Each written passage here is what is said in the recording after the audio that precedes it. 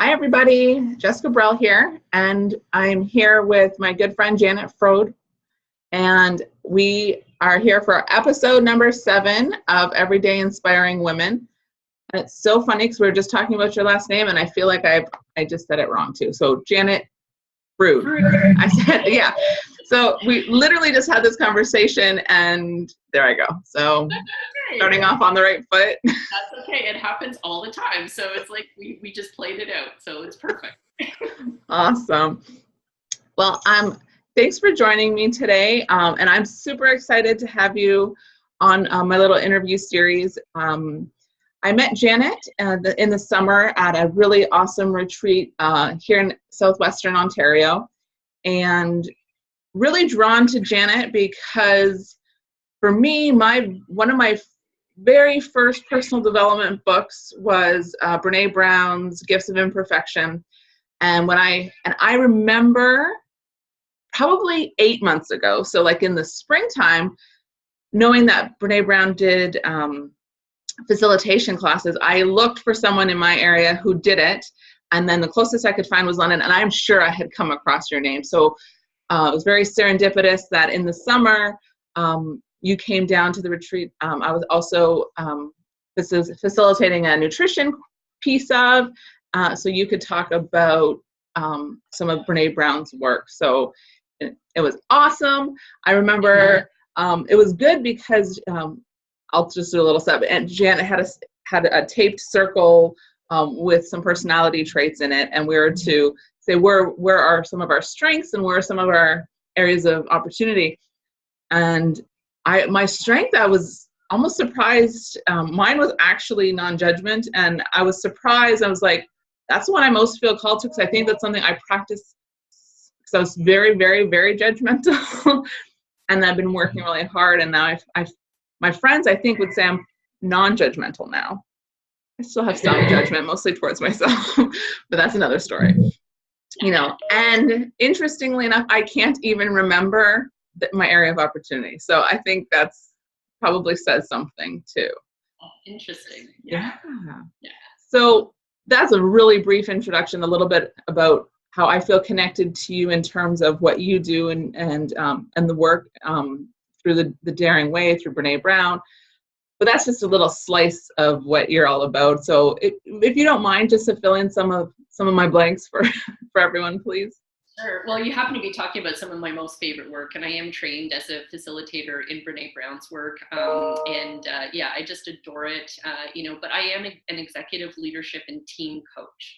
And I founded a business 13 years ago this January called Horizon Leadership. And it really was a business born out of my own experience being a leader in organizations, kind of rising up quickly and feeling kind of alone in leadership. So I had a career pivot, very significant one. I used to be a professional fundraiser, and I worked in the higher education and healthcare sectors, and eventually made it to, I was in the senior leadership team of a hospital. I was, the CEO of the hospital foundation, a very exposed role. And there was many parts of it that I loved, but I always say that was my accidental career. I fell into it, not by design. So we went through a merger, and so I didn't have a job anymore. And it was more of a gleeful moment, because it was like, finally, I get to do this pause and consider, what is my call? What am I supposed to be doing? And that's how I found my way into coaching. And so I went through many years of fairly intensive training and development. And I'm going to confess, 13 years into it, I'm still actively learning and developing, because that's actually part of what I love to do. But it kind of morphed. So initially I started just doing really the one-on-one coaching, executive coaching, and then started doing more leadership development within organizations and developing groups of leaders. And then eventually was trained in something which is called relationship systems coaching. So it's where you coach the system. So if it's a team, you coach the whole team as an entity. So instead of all the individuals, it's whatever's going on is within the system. So let's coach the relationship part of it. And when you create alignment and, clarity and, connection amongst the people, then that's how you get conditions for the productivity to So it's sort of a hybrid. It's a mix of those three things, and so it's a joyful work where I'm always just learning and developing myself too. That's awesome. That's so important, and it makes me think too. And this is something I'm personally, I don't know if struggling is the right word, but it's like, how do you ensure that you're taking care of yourself in the same way that you're teaching your clients to? Because when you start giving to that extent, sometimes it's hard to keep filling your cup. So how do you do that self-care piece and create that balance for your work and for yourself personally? Well, it's really important. So from the very beginning of my coaching journey, the one thing that I decided was that I would always work with a coach. So there's the authenticity part of it, which is sort of like, if I'm willing to give it, am I willing to receive it? Yeah. So that has been, it's been both a strategy, but it's been a structure to assure that my needs, my goals, my dreams are being supported and flourishing. So that's one thing. I also pay a lot of attention to what are the themes, because sometimes I'll have clients will come and you start to see a pattern of people that are overwhelmed or tired, or like they're not doing physical exercise. And you sit there going, dang, like, are you knocking on my door holding up a mirror of what I am not doing? So it's also, again, I really do hold, it's like the authentic practice. Like, if you champion other people to do things, are you in fact living those out? And so it's kind of like this kind of humbling reminder. And I actually have learned now to pay attention to it. When those themes are consistent and persistent, then it's like I take it as that there is actually probably a message for me. Yes. So that's actually something. And I don't know if you read the blog I wrote. It was called The Moment I Left Myself Behind. I'm writing it down. Okay, so it's sort of like it's a really powerful story, and it happened this fall, and I had been going super hard, like really a very busy. So from a business perspective, it's like, wow, like this is great, but I was working a lot, and and I was traveling more. So I had this moment where I was doing an engagement in Orangeville, and I live in London, and I had to leave on the Sunday to go, and I packed my, I had this list, a to-do list of all of these things that I had to, take with me.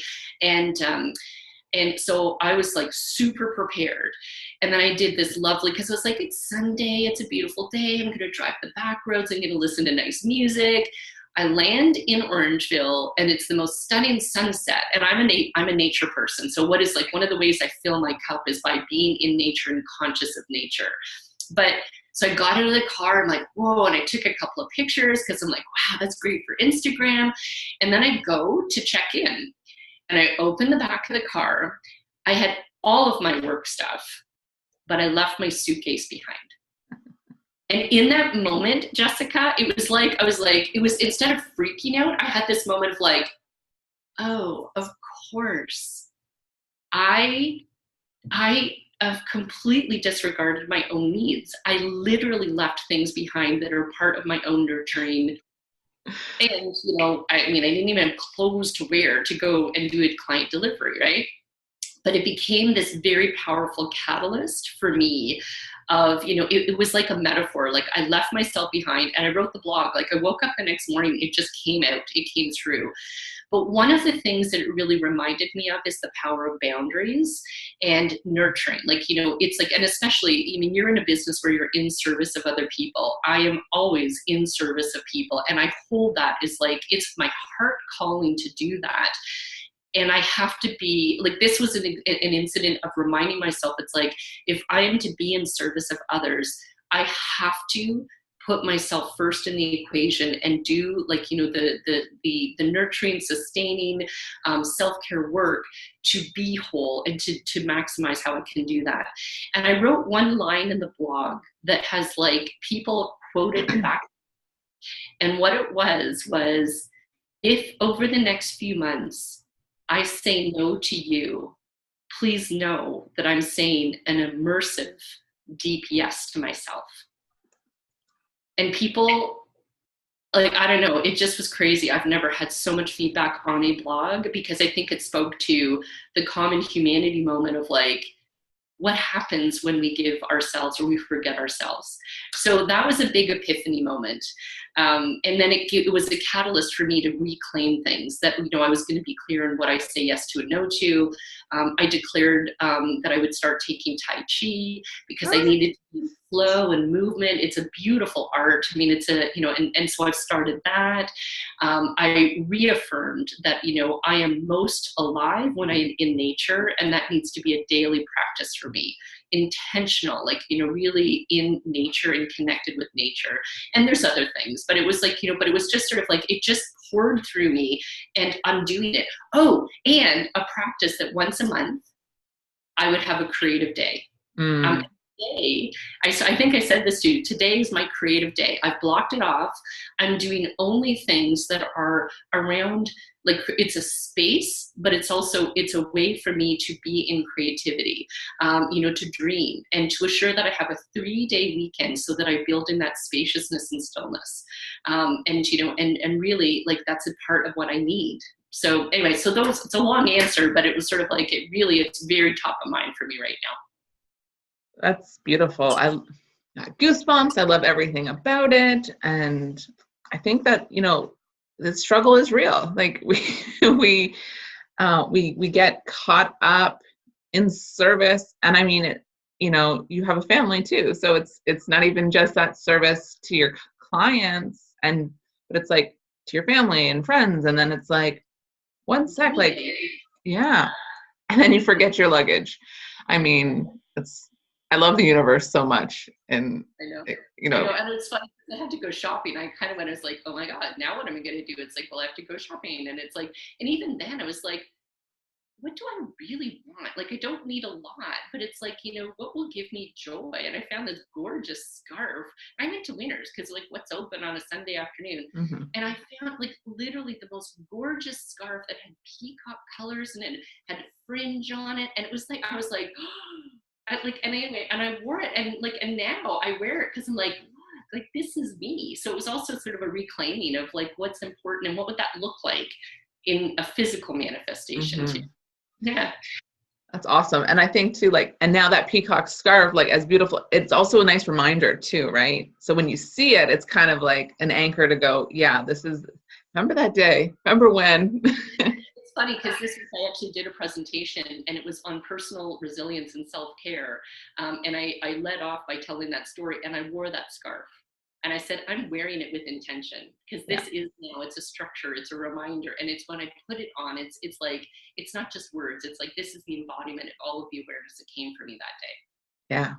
Mm-hmm. That's awesome. I'm going to post the link to your blog post in the notes under this video. Thank you. Great. That's awesome. So, oh God, I have so many questions. I'm okay.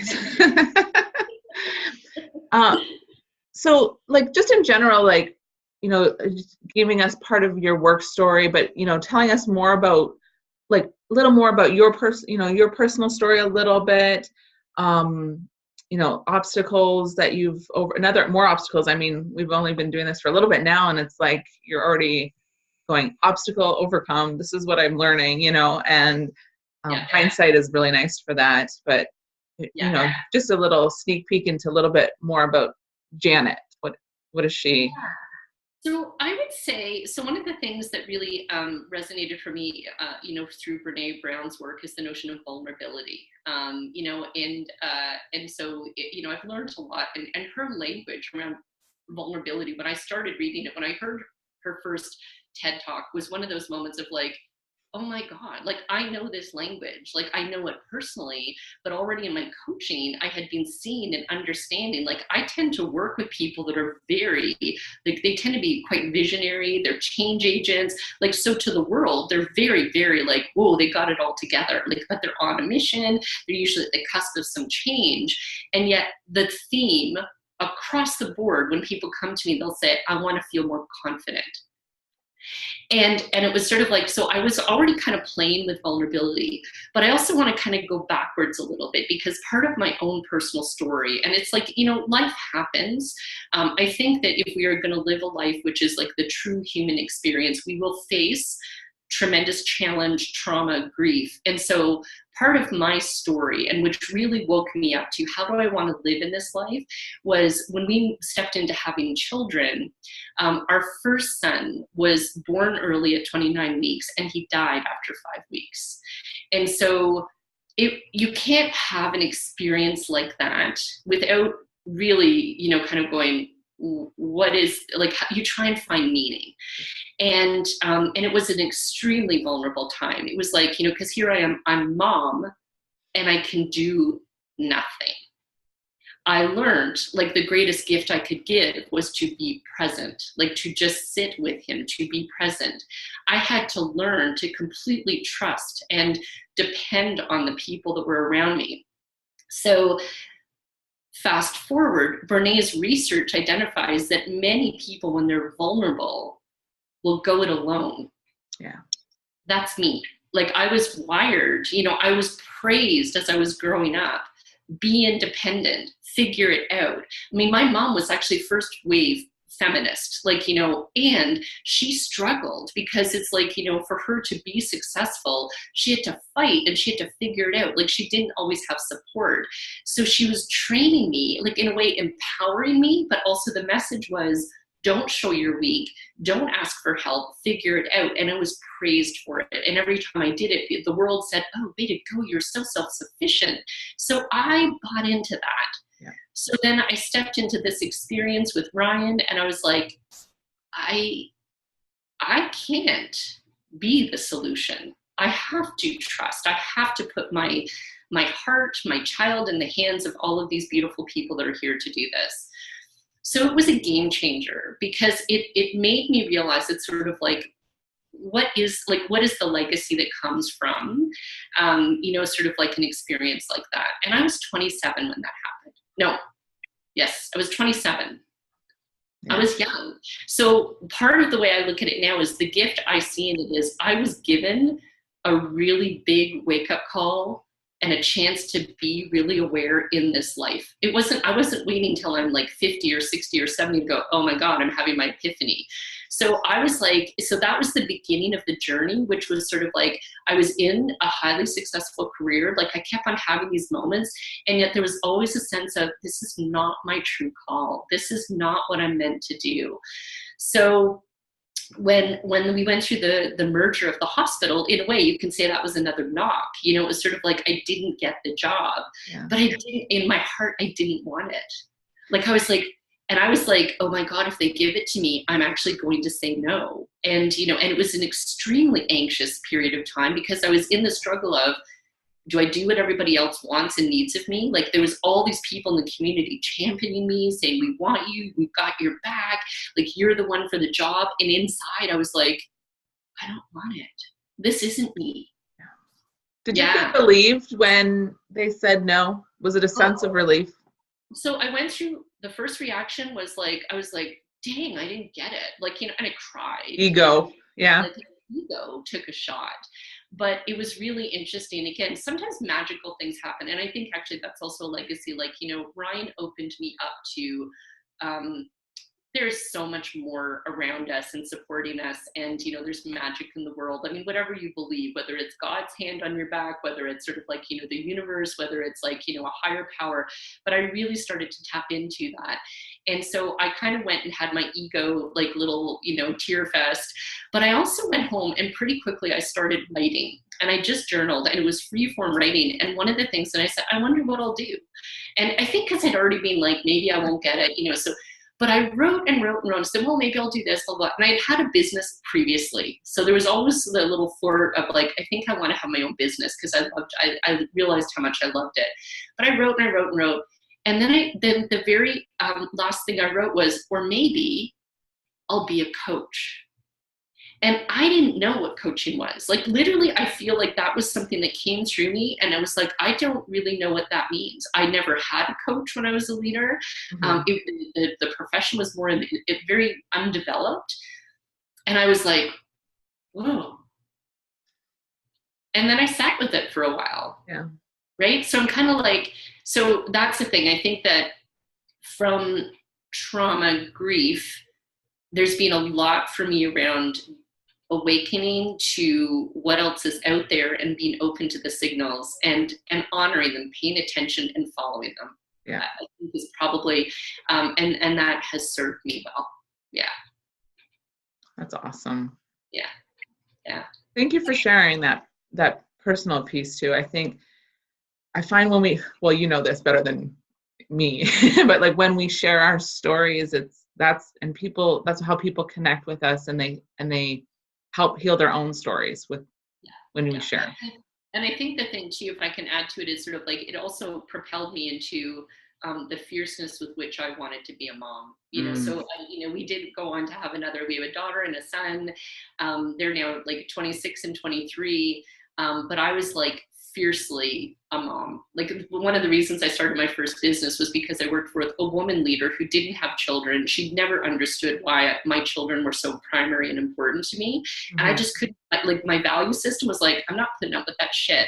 I will not compromise. I work hard, I'm dedicated, but when you ask me what's first, it will be my children and my family. And there is nothing like, it's like, there was like that mother lion, like the lioness came out. And so it's being, to me, it's like, it's like, what's my most important role in the world is mom. Yeah.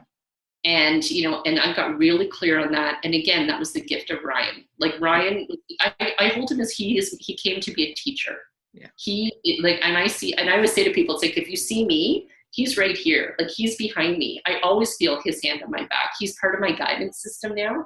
But that notion of it's like, oh, no. Don't mess with me and my momness. My mom, no, what is it? Omnipotence? I don't know what it was like, but just like, don't mess with that.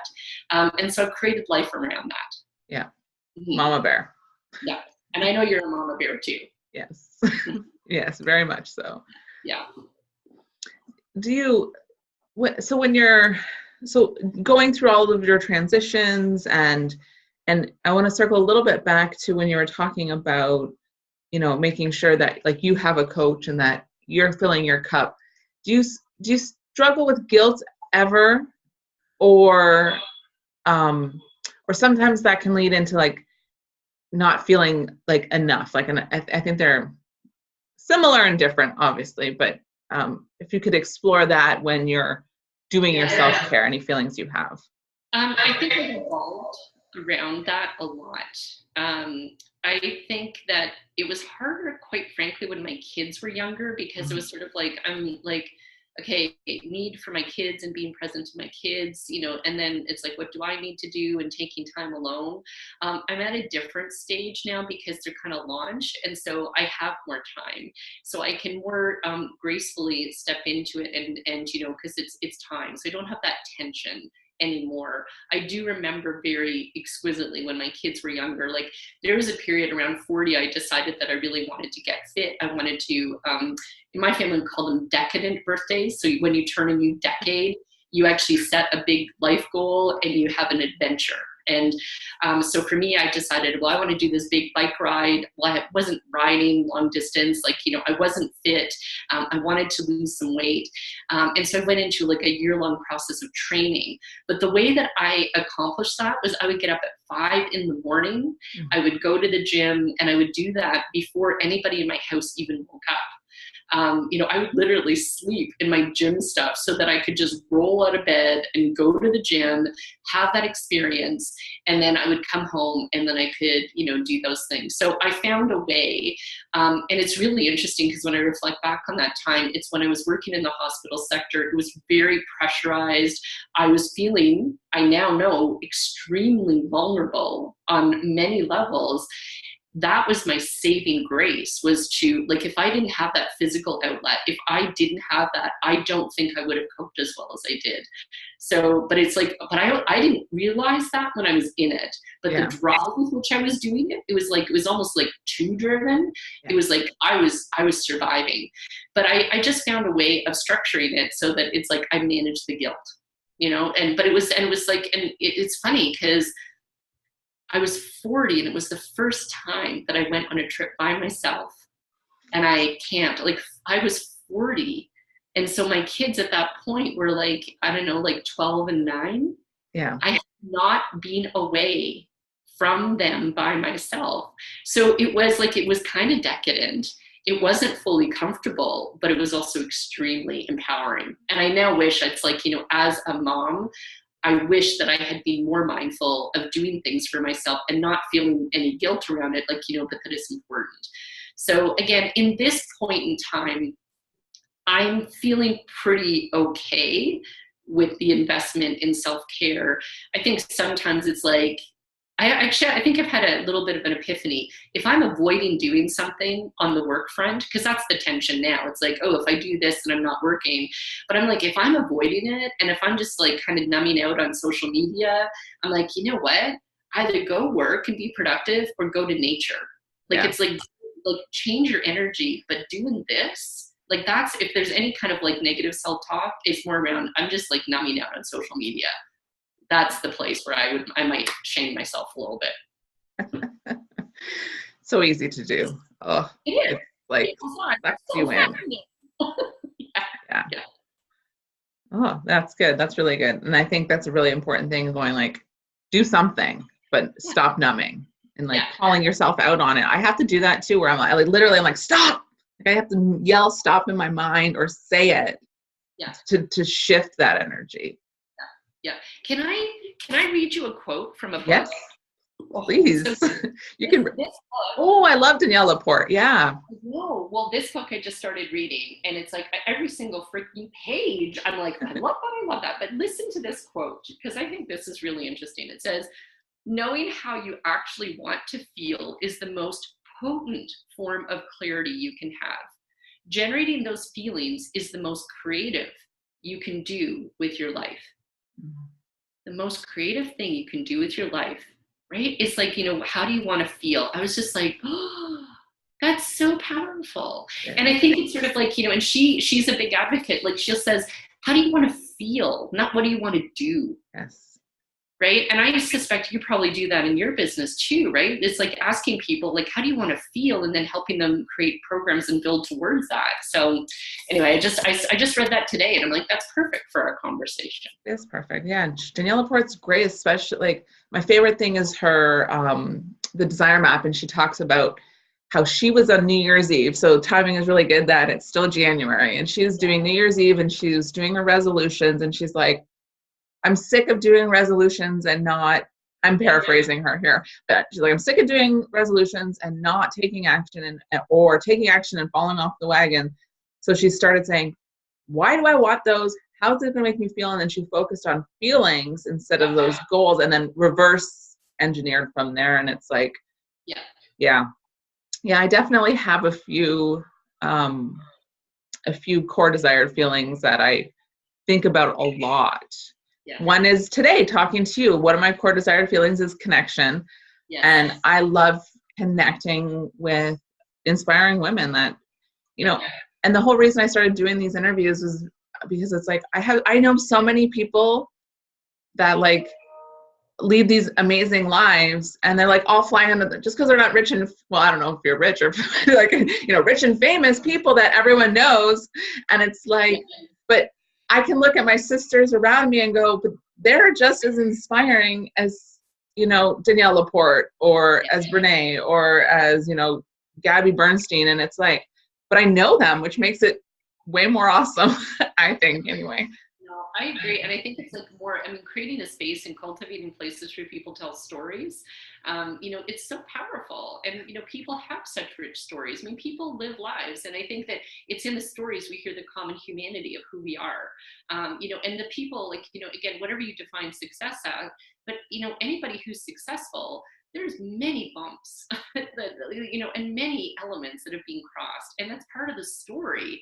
It's not like, and I think it's like making the invisible visible so that we can go, okay, you're a real human too. So, and me too. And that common humanity where you're like, me too. Like, yes, I feel that. Also, I'm not alone. Yes. Yeah. That's huge. Yeah, exactly. Awesome. So you talked about themes, and I love the idea of themes. Like, I notice them with my clients. I notice them with myself, and it's like, it reminds me kind of Rising Strong, where Brene really talks about that one theme she just keeps bumping into. That resonates with me so much because I love bumping into the same stuff all the time because it's like, oh, there's a lesson here for me. Yeah. So I'm curious about if you're noticing themes in your life right now, anything that's changing, and then also like what next right steps are you doing according to these themes that keep popping up? So it's really interesting. I think that, so I'm 54 now, and, so it's sort of like, it is this transitional stage of, kind of coming back into myself, like having done the active years of parenting and, and it's sort of like, and you kind of like, okay, my kids are launched, like they're, and seeing them and witnessing, but I don't have to hold their reality every day. So it does create a space. And what I have been noticing is a true call and desire for stillness. For more quiet, solitude. And I'm an extrovert. And so, but there's a shifting that's going on in me. And so it's, but I think because I'm tuning into it, I'm also noticing that it's like a world need. Like, almost everybody I talk to is wanting things to be more simple. They create quiet. So I'm actually cultivating that in myself. Like I'm giving myself and I'm practicing it and I'm talking about it. I'm trying to demonstrate the power of it.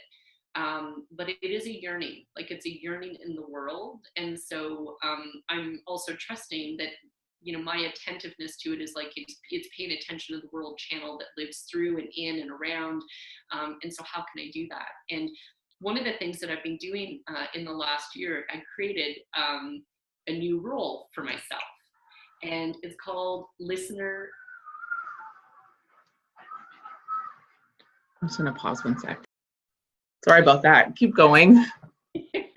Children are important. Yes. So I created a new role, and it's called listener in residence. So sometimes arts organizations will have an artist in residence, and they come in and their task is to help like boost creativity. And a big part of the work that I do as a coach is very active listening. But I'm part of a social innovation space in London called Innovation Works. And I was like, I don't know, I'm going to do an experiment.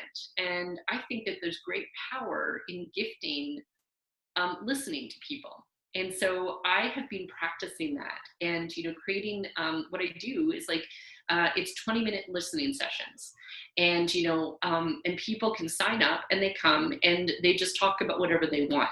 So the biggest question people say is like, do you talk? And I'm like, I actually talk very little. Like I'm practicing the skills of deep active listening. So very much connected, a lot of affirmation through body language. I might ask a question just saying, like, what do you notice in your story? And people will sometimes come going, I don't know what to talk about. And I'm like, I don't know, just start talking. But they're actually usually processing out some sort of like a challenge. There's a barrier. They might be kind of like, a bit like kind of frustrated about something. So they're venting a little bit. But it's sort of like, just seeing like, what's it like to just be present to another, let them tell their story. And it's so cool.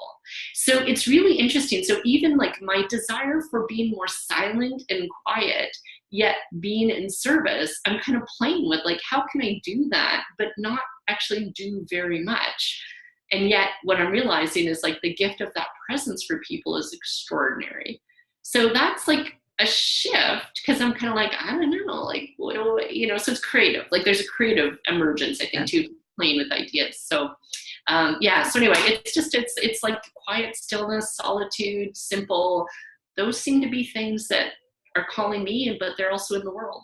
Yeah, that's awesome. I love that idea too. An active listener for 20 minutes. I have friends that I do audio recordings too. We kind of like it's like texting, but audio messages. And sometimes it's like, it's really just for me. It's really just for her, because it's like, I'll talk and I'm like, oh yeah, I hadn't thought about it that way. So because I probably resist journaling. I don't know if resist is the right word, but it's just not natural. It doesn't feel natural for me, whereas talking feels super natural.